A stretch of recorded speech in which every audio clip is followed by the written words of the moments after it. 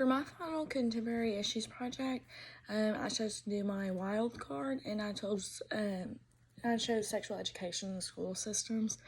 Believe it or not, this is a pretty large debate in the United States on whether it should or should not be taught, and I'll further address that later on in the video. So the United States is actually one of the highest teen pregnancy rates in the entire world. It's twice as high as England and Canada, and almost 8 times as high as the Netherlands and Japan. Believe it or not, in 2015, Arkansas held the highest number of teenage birth rates for ages 15 through 19, which seems like it wouldn't be the case. It honestly shocks me when I read that information. You would think it would be one of the larger cities, such as like California or states, California or New York.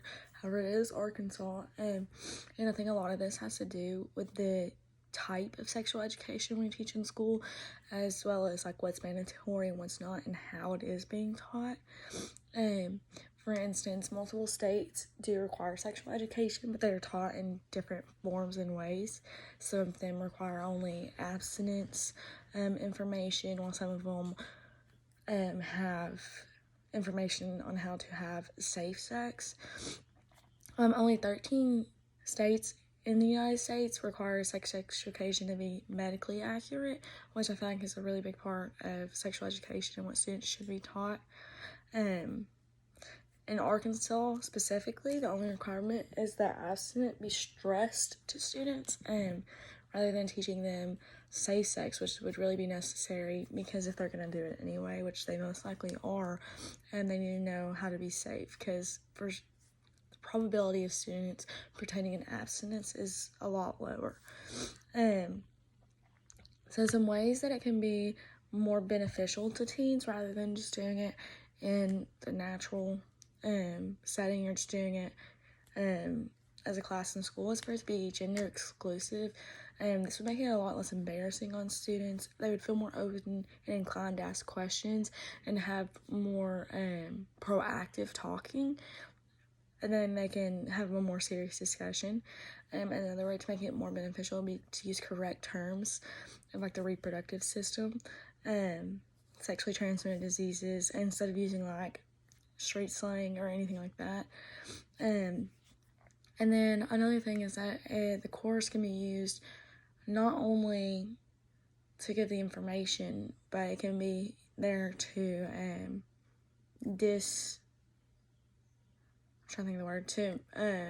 talk about myths surrounding sex. There's a lot of things that people think that are true that are not necessarily true.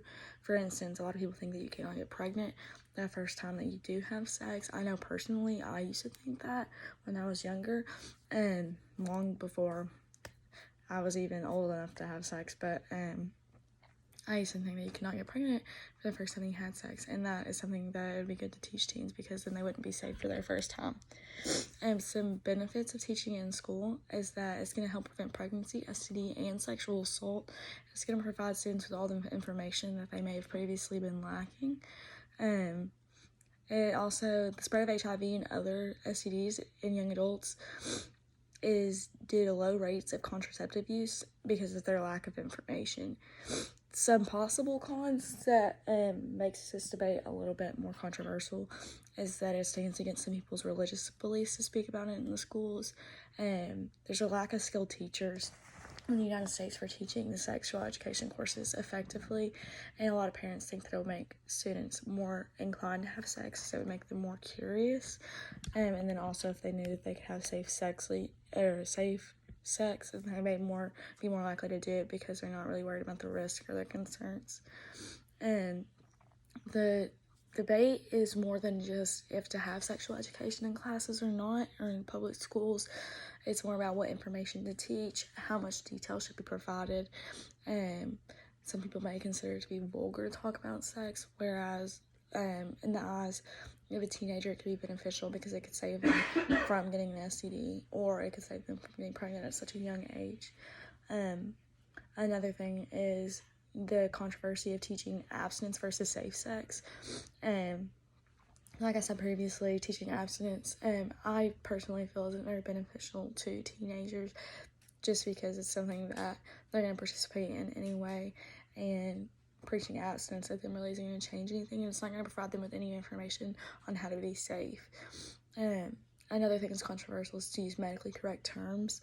I feel like this would be much more beneficial for teenagers because I feel like it makes it more serious. I know as teenagers it's fun to laugh about that kind of stuff, but again, with the gender-exclusive classrooms and using the medically correct terms, and even making it like a year-long course or a semester course would be so beneficial because it would allow them to learn and take it seriously. Another thing is that parents in a majority of the states, I believe it was 37 of the states, have the right to choose how much or have an input on the education regarding sex that their children are taught, which makes it a little difficult to teach every child the same amount of information and the same amount of detail. And then another thing is that, and I think 13 states is what it said, parents have the right to choose to give consent or to not give consent, whether their child is taught sexual education, because like I said previously, some parents believe that it will make their child more inclined to have sex because it would make them curious. So there is a large debate regarding sexual education in schools. I think a survey was taken nationwide and only 7% of Americans said that they thought it should not be taught in schools. So more than the debate is surrounding whether it should be taught or not taught, it's more surrounding the depth or what should be taught. Like I said, whether that be abstinence or safe sex practices. However, regarding the states that did choose to use medically correct terms and to teach procedures for safe sex and like the use of condoms and other birth control forms and contraceptives, did have a much lower teen pregnancy rate than the other states. And like I said, Arkansas did have the highest, and it was the only requirement was to stress abstinence. So just by the statistics alone, we can see that it is more beneficial to teach safe sex practices as well as use medically correct terms, rather than to just stress abstinence. Like personally, I went to a school system here in Arkansas. I went to Greenbrier High School, and we had someone come in maybe once a year just to talk about STDs for a brief time in one class, and it was only if you were in the facts class that they would come in, and I feel like this doesn't, and the only thing she would preach really is abstinence, and this doesn't really help teenagers that are gonna most likely have sex anyway, but now they don't know how to be safe about it, or